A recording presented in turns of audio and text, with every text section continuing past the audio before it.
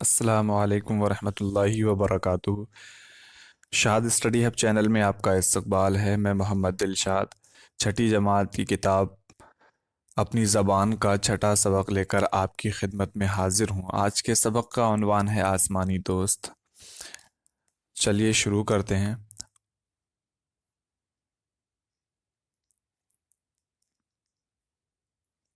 मार्च के महीने के वो दिन थे जब हवा न जाने कहाँ से चलना शुरू होती है और तेज़ आंधी बन जाती है। सुबह से ठंडी हवाएं चल रही थीं और आसमान पर तेज़ी से बादल छाए जा रहे थे। तेज़ हवा से पेड़ों की छोटी छोटी शाखें टूट कर गिर रही थीं और उनकी आवाज़ें गूंज रही थीं। पुरानी सूखी पत्तियां हवा में उड़ती फिर रही थीं। मुन्नी अपनी पहली मंजिल की फ्लैट की बालकनी में व्हीलचेयर यानी पहियों वाली कुर्सी पर बैठी बाहर पार्क में खेलते बच्चों को देख रही थी। बच्चों को तेज हवाओं और लहरों पर गिरती नीम को की पीली पीली पत्तियों की कोई परवाह नहीं थी। वो सब तो अपने खेल में मस्त थे। मुन्नी अंदर आ जाओ, उसकी मम्मी ने बावर्ची खाने से आवाज दी।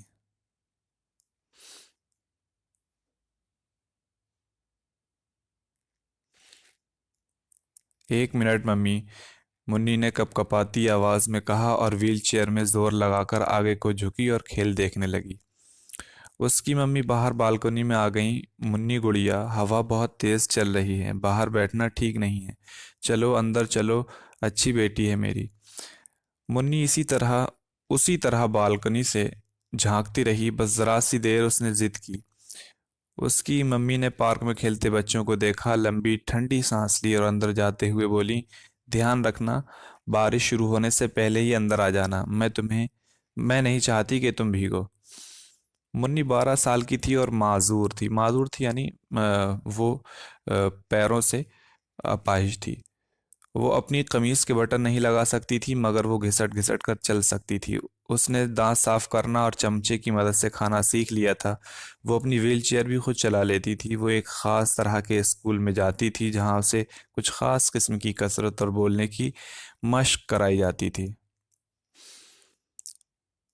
और साथ ही साथ वही सब मजमून पढ़ाए जाते थे जो सब बच्चे स्कूल में पढ़ते हैं।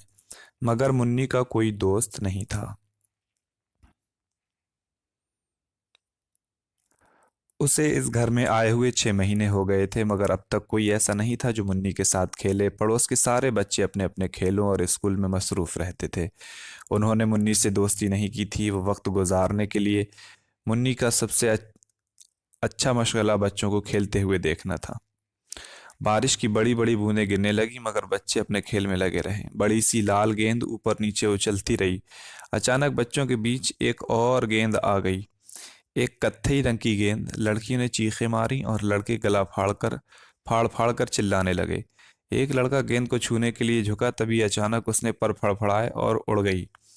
इससे पहले कि मुन्नी की समझ में कुछ आता कि क्या हुआ, नई गेंद उड़ती हुई उसकी बालकनी तक आ गई और उसकी गोद में उतर गई।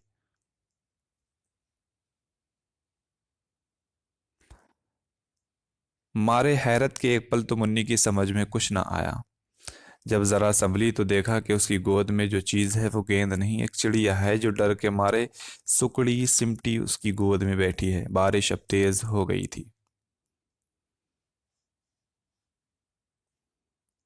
मुन्नी, उसकी मम्मी चिल्लाती हुई बाहर आई ताकि उसकी कुर्सी धकेल कर उसे अंदर ले जाएं। ये क्या है? वो चिड़िया को देखकर हैरत से बोली। मम्मी, ये एक बत्तख है, आसमान से आई है ये, मुन्नी ने धीरे से कहा। यकीनन वो चिड़िया बत्तख ही थी, शाविलर। ठंडे शुमाली हिस्से से हर साल हिंदुस्तान आने वाला एक मेहमान। शायद वो अपने गौल के साथ अपने वतन वापस जा रही होगी। अपने गौल के साथ यानी जो परिंदों का झुंड होता है, वो उसको गौल कहते हैं। मगर तेज हवा की वजह से अपना रास्ता भूल गई। अपने साथियों से दोबारा जा मिलने की दीवाना वार कोशिश में उसके बाजू में चोट लग गई। दीवाना वार कोशिश कहते हैं कि बार बार कोशिश किए जाना। वो एक ख्वाब वो एक खूबसूरत जंगली बत्तख थी। उसके जिस्म का निचला हिस्सा मुलायम और मखमली था और उसकी चोंच फावड़े की तरह चौड़ी सी थी। उसके पर चमकीले नीले सफ़ेद और भूरे थे। उस वक्त वो बेहद थकी हुई लग रही थी। मुन्नी की मम्मी ने उसे उठाने की कोशिश की, लेकिन उसने अचानक उनके हाथ में ठोंक मार दी।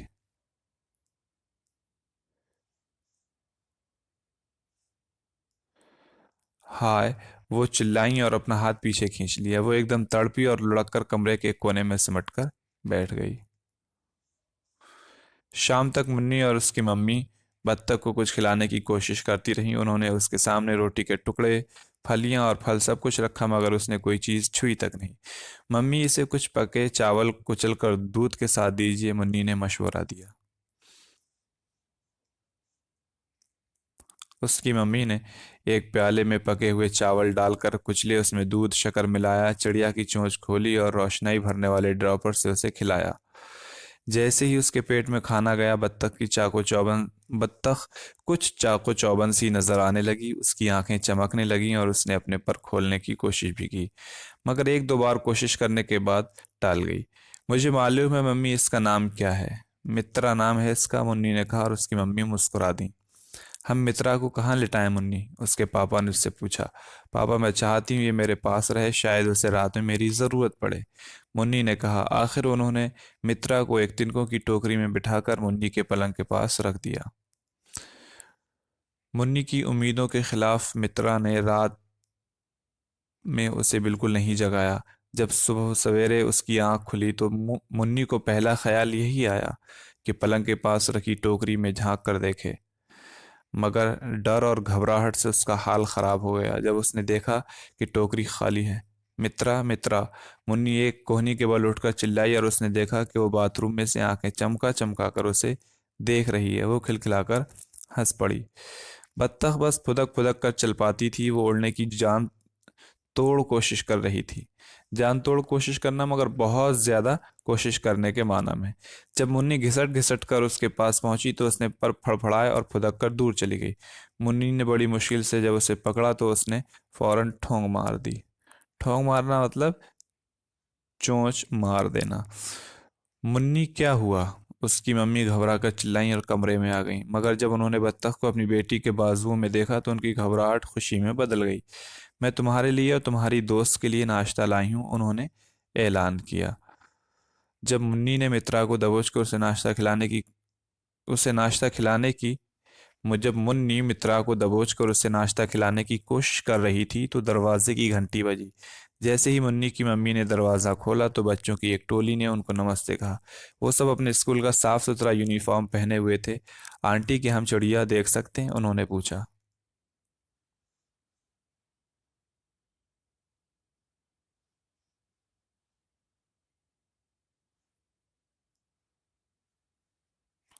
मित्रा को ड्रापट से खाना खाता देखकर बच्चों को बहुत हैरत और खुशी हुई।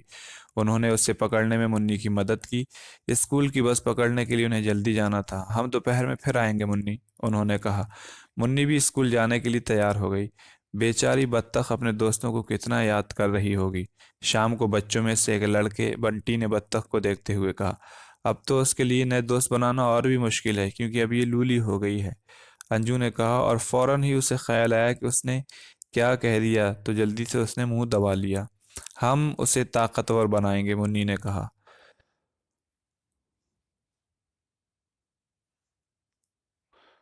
इस वाक़े के बाद पड़ोस के बच्चे मुन्नी के बहुत अच्छे दोस्त बन गए। आखिरकार बच्चों को एहसास हो ही गया कि मुन्नी के साथ ना खेलने से उसे कितनी तकलीफ होती होगी। अगले दिन अंजू अपने साथ एक मोटी सी किताब लाई। देखो, बत्तखों के बारे में सब कुछ तुम इसमें से पढ़ सकते हो। मित्रा शाविलर कहलाती है। बच्चों ने खुश होकर उसे घेर लिया और शाविलर की आदतों के बारे में सब कुछ पढ़ लिया। मित्रा अब तक सैकड़ों मील उड़ चुकी होगी, है ना नन्ही, प्रिया ने कहा। सैकड़ों नहीं, हजारों, बंटी ने उसे टोक कर ठीक किया। ये फिर से हजारों मील उड़कर अपने घर जाएगी। आखिर उनके दोस्त परिंदे की रुखसती का दिन आ ही गया। मुन्नी के पापा सब बच्चों और बत्तख को लेकर झील पर गए। बच्चों ने मित्रा को प्यार से मुन्नी की गोद से उठाया और आहिस्ता से उसे झील में छोड़ दिया। उसने तैरना शुरू कर दिया और अपनी चोंच से पानी में कुछ खोदने लगी। बच्चे बहुत देर तक वहां खड़े रहे, उसे देखते रहे। ये सबक था। अगले दिन मुन्नी बालकनी में बच्चों को खेलते देखने लगी तो पार्क में कोई नहीं था, और फिर दरवाजे की घंटी बजी और बच्चों की फौज अंदर आ गई। आंटी, प्लीज मुन्नी को हमारे साथ पार्क में खेलने के लिए भेज दीजिए, उन्होंने कहा। हम इसे व्हील चेयर पर हिफाजत से वापस ले आएंगे। मोहब्बत भरे बहुत से नन्हे मुन्ने हाथों की मदद से मुन्नी सीढ़ियों से उतरी और पार्क में ले जाई गई। उसके बाद भला मुन्नी अकेली और उदास क्यों रहती। ये पद्मा राव की लिखी हुई कहानी है, और इसमें उन्होंने दिखाया है कि किस तरीके से मुन्नी ने एक माजूर चिड़िया की मदद करके, एक माजूर चिड़िया के साथ अच्छा रवैया अपना करके अपने दोस्त बढ़ा लिए। और ये हमारे लिए भी कहीं ना कहीं इससे सबक है कि जो लोग माजूर होते हैं हमें उनको नज़रअंदाज नहीं करना चाहिए, उन्हें बेसहारा नहीं छोड़ देना चाहिए। जैसे एक सही और सेहतमंद इंसान को ज़रूरत होती है अच्छे दोस्तों की, और उसे ज़रूरत होती है कि उसका वक्त सही लोगों के दरमियान पास हो और उसका वक्त खुशी खुशी गुजरे, ऐसे ही माजूर लोगों के भी दिलों के अरमान होते हैं। तो ऐसे में हमारी ज़रूरत बनती है कि हम उन बेसहारा और माजूर लोगों को उनके साथ हो करके हम उनकी खुशियाँ और उनके दुख बांटने में शरीक करें, और साथ ही साथ उन्हें उनकी ज़िंदगी को खूबसूरत बनाने का एहसास दिलाएं। तो ये इंसानी समाज के एतबार से हम पर जिम्मेदारियां कुछ आयद होती हैं। ये सबक था। चलिए अब हम शुरू करते हैं इसकी एक्सरसाइज यानी मश्क। पहले अल्फाज माना देख लें। शाखें, ये माना है शाख की जमा पेड़ की डालें टहनियाँ। मस का माना है मगन। माजूर, जिस्म के किसी हिस्से का कमज़ोर या नाकारा हो जाना। नाकारा मतलब काम ना करना, जिस्म के किसी हिस्से का काम ना करना। मश्क, किसी काम को सीखने के लिए बार बार करना, दोहराना। मशगला, काम और शुगल के माना में है। मसरूफ़ का माना है काम में लगा हुआ। हैरत का माना है ताज्जुब। गौल का माना है गिरोह।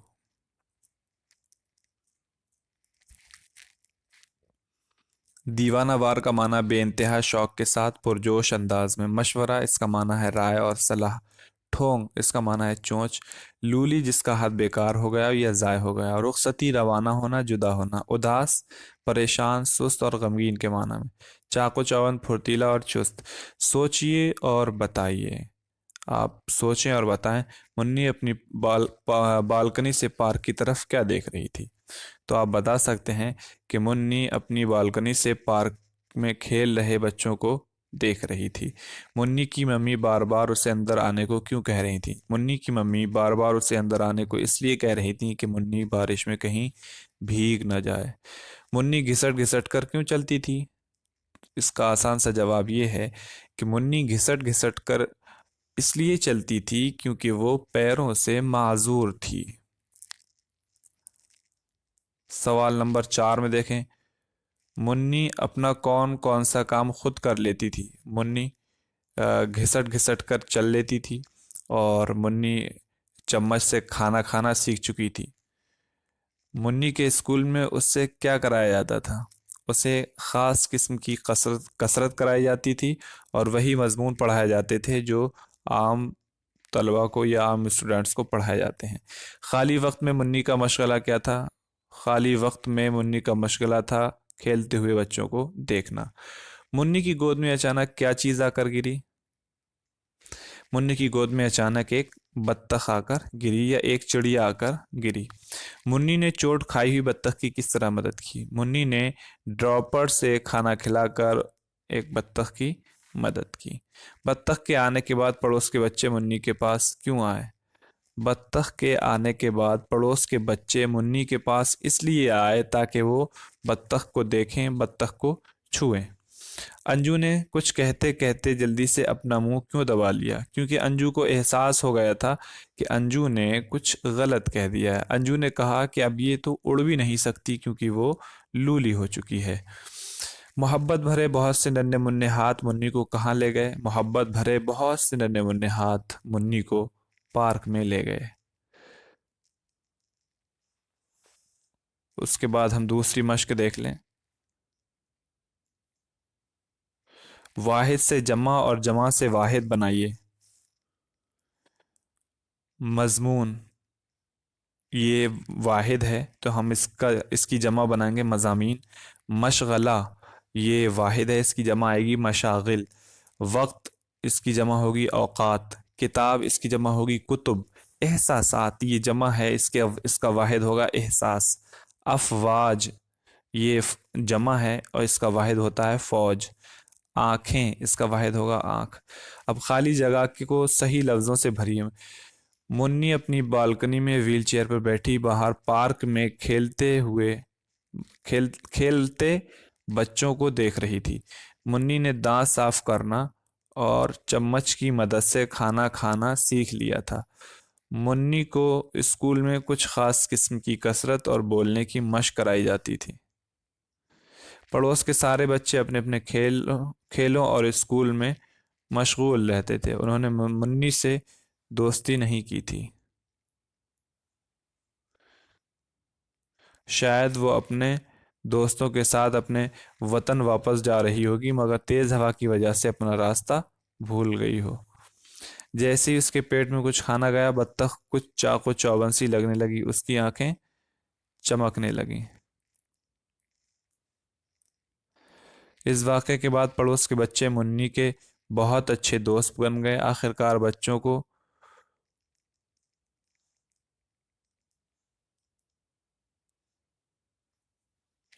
एहसास हो ही गया।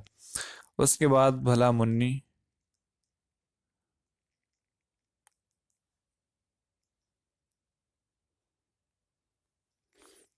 अकेली और उदास क्यों रहती? अब बुलंद आवाज से पढ़िए। माजूर, मशगला, मसरूफ, चाको चौबंद, मशवरा, मजमून, मखमली, बतख, ठोंग। लिखिए, अगर आपकी जमात में मुन्नी जैसा कोई बच्चा हो तो आप उसकी किस तरह मदद करेंगे? या आप लिख सकते हैं। गौर करने की बात है, कभी कभी इस्म से सिफत और सिफत से इस्म बना लेते हैं। जैसे आपके सबक में एक लफ्ज़ मखमली आया है। मखमली आया है, ये सिफत है और ये इस्म मखमल से बना है। इसी तरह एक लफ्ज़ आसमान आया है जो इस्म है और इससे सिफत आसमानी बना है।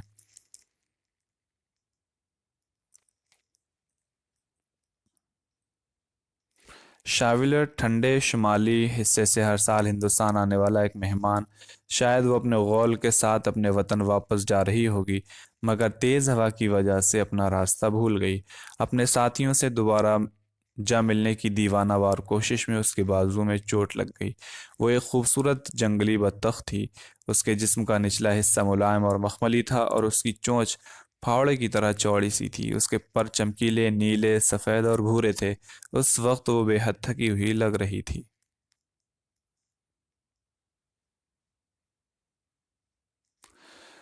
उम्मीद है कि ये सबक आपको समझ में आ गया होगा। किसी भी तरह की कोई दिक्कत पेश आती है तो आप कमेंट बॉक्स में ज़रूर पूछें। तब तक के लिए अपना ख्याल रखें। मिलते हैं आपसे अगली वीडियो में। अल्लाह हाफिज़।